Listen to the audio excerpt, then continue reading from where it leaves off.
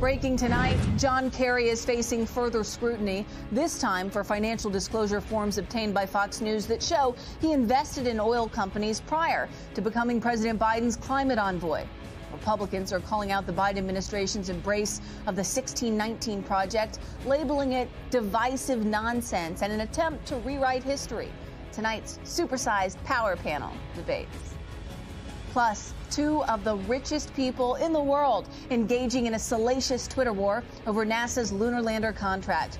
What with word tonight that NASA has now suspended its contract offer until it can resolve two protests over the award.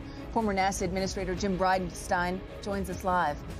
But we begin tonight with John Kerry back in the spotlight for all the wrong reasons. White House correspondent Kevin Corke has the latest tonight. Good evening, Kevin. Evening, Kristen. Great to be with you. Happy Friday. Now, the argument that Kerry may have lost some money on some energy sector investments prior to becoming the Biden administration's climate envoy shouldn't disabuse anyone of the notion that the investments themselves, by their very nature, may be seen as dubious by some, especially given his position and his possible influence and how that might shape U.S. energy policy.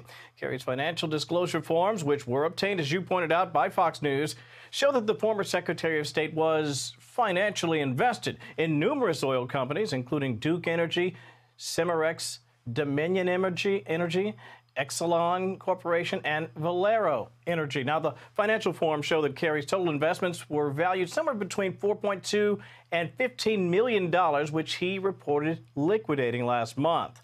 Now, the State Department told Axios, which first reported about the financial disclosure, that the climate czar has divested from all assets that could pose conflicts of interest.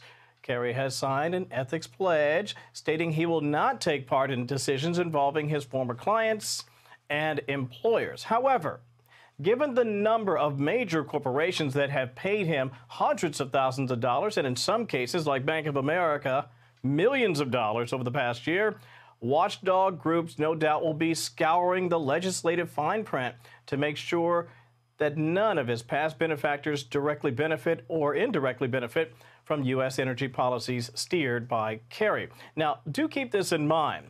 The disclosures come late in a week that also saw Kerry deny having ever discussed Israeli airstrikes in Syria with Iran's foreign minister after the Times reported or suggested that he certainly had done that. And for the record, Kerry's huge stock portfolio largely held in a trust affiliated with his wife, Teresa Heinz Kerry. Of course, she's the heiress to the Heinz food processing fortune. It's just another one of those hiccups that happens early.